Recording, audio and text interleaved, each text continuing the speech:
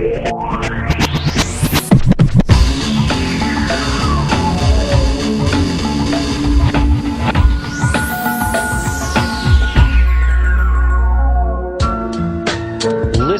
and remember, what we're talking about is propaganda. We're not talking about the truth. We're talking about propaganda. Watch this.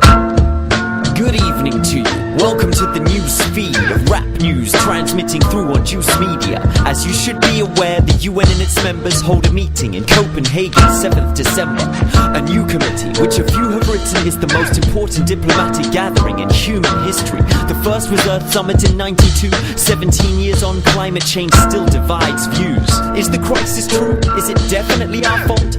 Former Vice President Al Gore. Howdy. Mr. Gore, there's a skeptic core vocally expressing the contention that your text is flawed. Listen, y'all, we can no longer sit on the wall. Our roller coaster is headed for a fall. The mission is still to reduce emissions that kill, but do we have the political will? We see on this still. No need to be clever to see that CO2 and world heat go together. It goes way off the tip. I need a crane to see the top, but if we don't stop a bit, we're headed straight for apocalypse. It's obvious. Okay, it's time to debate perspectives. This is Lord Monckton, the climate change skeptic.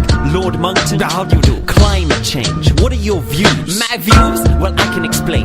My views can be summed up in a word. Anthropogenic, utterly dumb and absurd. It's a plot to tax hard-working lords like me and you. Ego lingua latina non teneo sed magister meus correbo me pide coward. We must fight it. It's our rights they're trying to target. Bloody pinko green martyrs. They have all been hypnotized by that con artist Al Gore. His video's fake. Beelzebub seed. I said schools should ban it and a British judge agreed. Stop televising him. The temperature is not rising. I'm not lying, and unlike Gore, I'm not proselytizing. Well, I'm not pro-watchamatizing. I'm providing the inconvenient truth on DVD for $25.99. And if we keep piling CO2 at a maximum rate, disaster waits. We need cap and trade.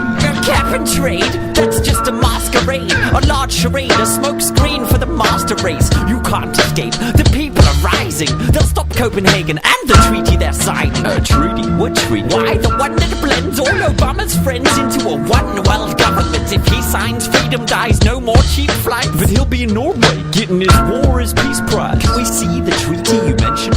Oh yeah, it's right here. Hey, what's that over there?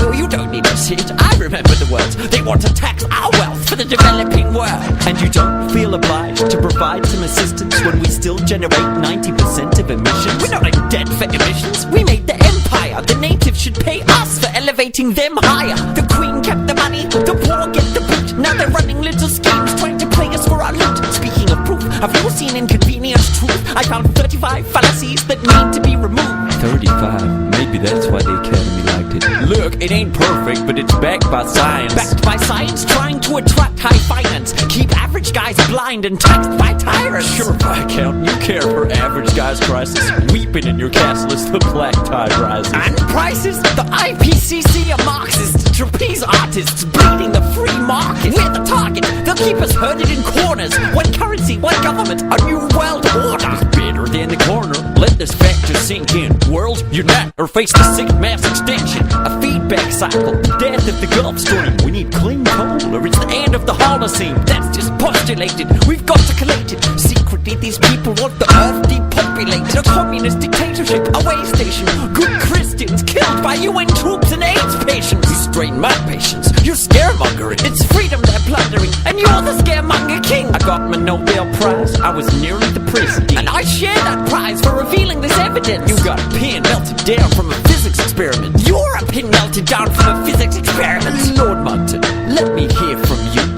Have any of your articles been peer-reviewed? Well, no, but the SPPI has published a few. The Science and Public Policy Institute. Their chief policy advisor happens to be who? Well, me, you. So you publish you. I think we've heard enough from you. People, please, research the truth. Nowadays it isn't tough to do. Mr. Gore, Robert, we need global governance. A new world order to replace local governments. And I suppose who better to comprise it than the very same people who altered the climate? Well, sure, who else? Perhaps the same ones who took care of the planet and until we came along. Okay, Pocahontas, what kinkiness you into? Want us wearing loincloths, living in igloos? People need to just carry on. We have schemes to offset emissions by planting trees. Money for new trees. Why not use it to assist local tribes to preserve forests that still exist? Would that make me more rich? No, tax is the way. And if that just fails, I'll become Captain Tree! That's about it for this episode. But I'd like to end the show with some thoughts before I let you go. Some commentators are now on their feet, saying climate change is a plot by the power elite. It's tempting to cry victim when the system curbs behavior. But are we the victims, or are we the perpetrators? Our wealth was extorted from the turf of our neighbors. Never mind genocide and murder of nature. Can we return what we've taken in a dignified praxis, or keep complaining about paying high taxes? And as for the pilgrims to Copenhagen, hoping that token statements and hope can save them, can reparations and carbon trading hold at bay the payment for 2 centuries of global raping? If Arctic ice will be missed within 6 years, can we let these leaders just sit shifting deck chairs? And as we get scared, teetering on the tipping point, at what stage will we consult that missing voice? In April, an indigenous summit met in Anchorage, pledging knowledge to enable us to handle this. We have technology but lack philosophy. How's 60,000 years track record in ecology to give COP15 any kind of relevance? Shouldn't we invite the world's true environmentalists? Well, whatever's decided when Copenhagen arrives, I'm Robert Foster for Juice Media, saying goodnight.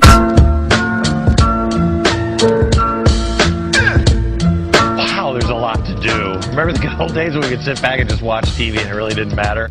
Not anymore. Hit the money.